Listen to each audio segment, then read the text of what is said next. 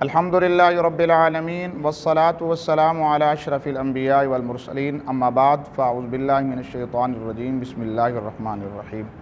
حضرت عبداللہ بن عمرو بن عاص رضی اللہ تعالیٰ عنہ بیان کرتے ہیں، رسول اکرم صلی اللہ علیہ وسلم نے ارشاد فرمایا، قال اربع اذا کن فیک فلا علیک ما فاتک من الدنیا۔ جس بندے میں چار چیزیں جمع ہو جائیں پھر دنیا کا کوئی غم اسے نقصان نہیں پہنچائے گا۔ ان چار چیزوں میں سے پہلی چیز ہے حفظ امانت، امانت کی حفاظت کرنا۔ امانت کی حفاظت ہمارے اوپر فرض ہے اور امانت کی خیانت حرام ہے۔ تو نبی پاک صلی اللہ علیہ وسلم نے امانت کی حفاظت کے حوالے سے بے شمار احادیث موجود ہیں اس پر کہ انسان کے پاس جب امانت رکھی جائے تو اس پر فرض عائد ہوتا ہے کہ وہ اس امانت کی حفاظت کرے۔ کوئی بھی انسان اگر اس امانت کی خیانت کرے گا تو شریعت میں خیانت کرنا حرام ہے، جس کو نبی پاک علیہ الصلوۃ والسلام نے سختی سے منع فرمایا ہے۔ تو اسی امانت کا ذکر اس حدیث پاک میں ہے کہ امانت کی جو حفاظت ہے انسان کو پریشانی سے اور ٹینشن سے انسان کو ٹینشن سے بچا لیتی ہے۔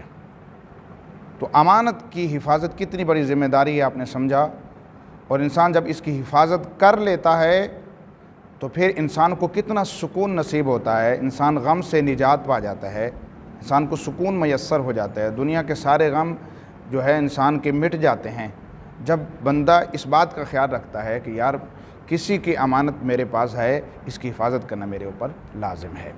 دوسری چیز نبی پاک صلی اللہ علیہ وسلم فرمایا وَصِدْقُ حَدِيثٍ، جب بھی بات کرو سچی بات کرو، کیونکہ حدیث میں آتا ہے کہ سچ انسان کو جنت میں لے جائے گا، اور انسان جب سچ بولتا ہے اور پھر اس پر قائم رہتا ہے اور سچ کی تلقین کرتا ہے، کیونکہ سچ جنت کا راستہ ہے۔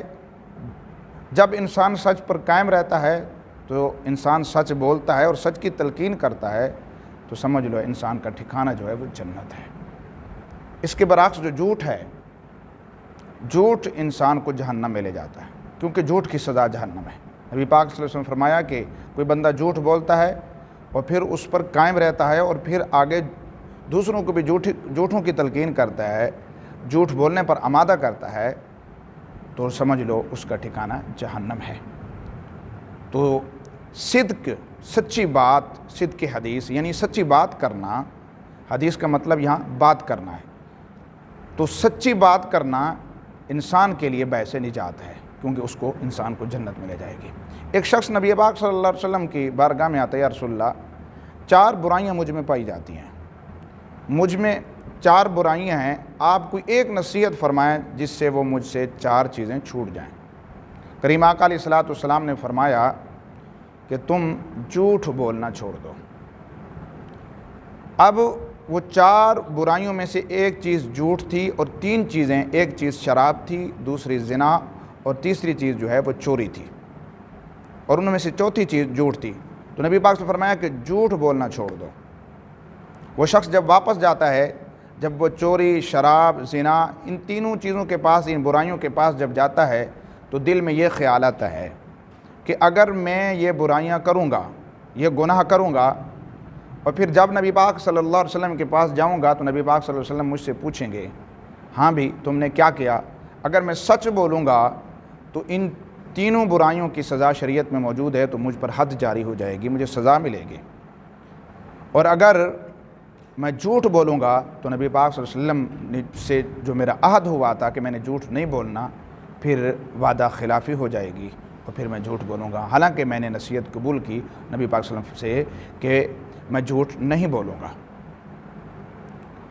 تو دوستو، جیسے ہی وہ جس برائی کے پاس جاتا تھا یہ خیال اس کے دل میں پیدا ہوتا تھا، تو حتیٰ کہ ان سے چاروں برائیاں جو ہیں وہ چھوٹ گئیں، شراب، زنا، چوری، حتیٰ کہ وہ جھوٹ بھی بولتا تھا تو جھوٹ بھی وہ برائی بھی اس سے چھوٹ گئی، چاروں برائیوں سے وہ پاک ہو گیا، اللہ نے اس کی عزت کی ایسے حفاظت فرمائی۔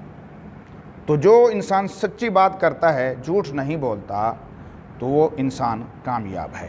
کبھی بھی کوئی غم، کوئی ٹینشن، پریشانی انسان کو لاحق نہیں ہوتی، کیونکہ سچا انسان ہمیشہ سچی بات کرتا ہے اور اس بات پر قائم رہتا ہے، تو اس سے کسی بات کا ڈر ہی نہیں ہوتا کہ میں اپنی بات میں سچا ہوں۔ تو سچا انسان ہمیشہ دل کا بھی صاف ہوتا ہے، اسے دل میں بھی کوئی ڈر نہیں لگتا۔ جو انسان جھوٹا ہوتا ہے وہ دل میں بھی بزدل ہو جاتا ہے، اس کے چہرے پر بھی سرخی آ جاتی ہے۔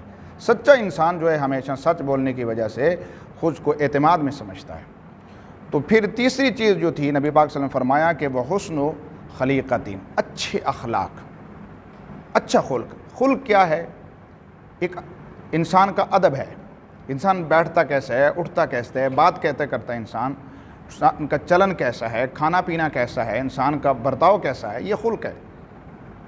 تو جس انسان کا خلق اچھا ہے تو نبی پاک صلی اللہ علیہ وسلم فرماتے ہیں کہ انسان کا جو غم ہے اس انسان کے خلق کی وجہ سے غم دور ہو جائے گا، خوشیاں اس کے قدم چومیں گی، خوشیاں اس کی زندگی میں آئیں گی، اچھا اخلاق اگر وہ اختیار کرتا ہے۔ نبی پاک صلی اللہ علیہ وسلم نے فرمایا کہ جو بندہ اپنے گھر والوں کے لیے اچھا ہے، اپنی عورتوں کے لیے اچھا ہے، ایک حدیث میں آتا ہے اپنی عورتوں کے لیے، اپنے گھر والوں کے لیے اچھا ہے، تو وہ انسان تمام کے نزدیک اچھا ہے، وہ اخلاق کے اعتبار سے بھی اچھا ہے۔ تو نبی پاک صلی اللہ علیہ وسلم نے اس کی گارنٹی دی ہے کہ اچھے اخلاق والا وہ ہے جو اپنے گھر کے والوں کے ساتھ اچھا برتاؤ کرتا ہے، تو وہ انسان خلق والا انسان ہے۔ جو انسان اپنے گھر والوں کے ساتھ اچھا برتاؤ نہیں کرتا اور باہر وہ اپنے آپ کو کہتا ہے اچھے اخلاق کی تلقین کرتا ہے، تو پھر یہی جس طرح قرآن میں آتا ہے اتأمرون الناس بالبر وتنسون انفسکم، کیا تم نیکی کا حکم دیتے ہو اور اپنے آپ کو بھول جاتے ہو، وانتم تتلون الکتاب، حالانکہ ایک ہی کتاب کی تلاوت تم کرتے ہو، ایک ہی قرآن کو ماننے والے ہو، حدیث کو ماننے والے ہو۔ تو دوستو، حسن خلق جو ہے انسان کو مصیبت سے نجات دیتا ہے۔ اور چوتھی چیز جو ہے بڑی اہم چیز ہے، وعفۃ فی طعمۃ، کھانے والی چیز میں، کھانے میں انسان کو پاک دامنی اختیار کرنا۔ اب کھانے کا مطلب رزق ہے، تو رزق میں پاک دامنی، رزق سے پاک دامنی کا مطلب رزق حلال ہے۔ رزق حلال کمانا انسان پر فرض ہے اور رزق حلال عبادت ہے۔ تو جو انسان حرام کا لقمہ اپنے اندر اور اپنے بچوں کو کھلاتا ہے تو ہمیشہ اس کی اولاد بھی اس کی نافرمان ہو جاتی ہے۔ تو رزق حلال انسان کو پریشانیوں سے نجات دیتا ہے۔ آج ہم سوچیں، ہمارے اندر جو پریشانیاں اور ٹینشنیں ہمیں گھیری ہوئی ہیں، ہمارے اندر ٹینشنیں ہیں، مصیبتیں ہیں، اس کی کون سی وجہ ہو سکتی ہے؟ کیا ان چار چیزوں میں سے ہم کسی چیز کی حفاظت کر رہے ہیں یا نہیں کر رہے ہیں؟ آیا کہ ہم رزق حلال کھا رہے ہیں یا نہیں کھا رہے؟ اگر ہم خدا نہ خواستہ ہمارے اندر، ہماری اولاد کے اندر حرام کا لقمہ چلا جاتا ہے تو ہمیشہ کے لیے انسان کے لیے تباہی کا سبب ہے، انسان کے سکون کے لیے تباہی کا سبب ہے۔ ابھی باقی فرمایا کہ اگر وہ ان بندہ اس بات کی حفاظت کرتا ہے کہ اپنے رزق میں پاک دامنی اختیار کرتا ہے، یعنی رزق حلال کھاتا ہے، تو پھر غم اس سے دور ہو جائیں گے، پریشانیاں دور ہو جائیں گی۔ اگر سمجھ لو کہ انسان اپنے رزق میں پاک دامنی اختیار نہیں کرتا، حرام کی طرف جاتا ہے، سود کھاتا ہے، یتیموں کا مال، بہنوں کا مال، بھائیوں کا مال، ورثاء کا مال، ہر قسم کے جو ہے حلال و حرام میں انسان تمیز نہیں کرتا، تو پھر انسان کو پریشانیاں جو ہے وہ گھیر لیتی ہیں، پھر انسان پریشانیوں کو نہیں روک سکتا۔ اگر انسان چاہتا ہے کہ اپنی زندگی میں سکون ہو تو وہ رزق حلال کھائے، جس طرح کہ نبی پاک صلی اللہ علیہ وسلم فرماتے ہیں کہ اپنے رزق میں پاک دامنی اختیار کرے۔ پاک دامنی یہی ہے کہ وہ رزق حلال کھائے اور کمائے، جیسا کہ نبی پاک صلی اللہ علیہ وسلم نے دعا فرمائی تھی، اللہم اکفنی بحلالک عن حرامک واغننی بفضلک عمن سواک۔ رزق حلال کے متعلق نبی پاک صلی اللہ علیہ وسلم نے دعا مانگی تھی، حرام سے بچنے کے متعلق نبی پاک صلی اللہ علیہ وسلم نے دعا مانگی ہے۔ تو یہ دعا مانگا کریں کہ اللہ تعالی ہمیں رزق حلال نصیب فرمائے۔ اب جس انسان پر بھی کوئی قرض ہو وہ یہ دعا پڑھا کرے، کثرت سے پڑھا کرے، اللہم اکفنی بحلالک عن حرامک واغننی بفضلک عمن سواک۔ مولا مجھے حلال رزق عطا فرما، حرام سے محفوظ فرما، مجھے اپنے فضل سے غنی فرما، مجھے اپنے فضل سے عطا فرما، اپنے کرم سے عطا فرما۔ انسان اگر اس دعا کو کثرت سے پڑھتا ہے تو انسان پر جتنا بھی قرض ہے تو اللہ قرض جو ہے اس کے لیے آسانی پیدا فرما دیتا ہے، اس کا قرض جو ہے وہ اتر جاتا ہے، اللہ اس کے معاملے میں آسانی فرماتا ہے۔ تو انسان اپنے دل میں یہ تہیہ جو ہے پختہ ارادہ پیدا کرے کہ انسان ہمیشہ رزق حلال کھانے کی کوشش کرے، حرام سے محفوظ رہے، ورنہ انسان کی جو نسلیں ہیں رزق حرام کے ذریعے تباہ ہو جاتی ہیں، انسان کے اندر بدسکونی پیدا ہو جاتی ہے، گھر میں بے برکتی ہو جاتی ہے۔ تو رزق حرام کی وجہ سے بے برکتی اتنی بڑھتی ہیں، اور رزق حلال کے ذریعے انسان کو غم سے نجات ملتی ہے۔ تو دعا ہے اللہ رب العزت ہم سب کو رزق حلال کھانے کی اور کمانے کی توفیق عطا فرمائے۔ تو جس انسان میں یہ چار چیزیں پائی گئیں تو انسان کو سکون میسر ہوگا، انسان غموں سے، مصیبتوں سے، پریشانیوں سے انسان جو ہے وہ دور ہو جائے گا۔ تو پھر تو ہم کیوں نہ اس حدیث پر عمل کریں۔ آئیے اللہ تعالی ہم سب کو اس حدیث پر عمل کرنے کی توفیق نصیب فرمائے، مجھے اور آپ کو، ہم سب کو اللہ تعالی نبی پاک صلی اللہ علیہ وسلم کی سنت ادا کرنے کی توفیق نصیب فرمائے۔ وما علی الشاہ الا البلاغ۔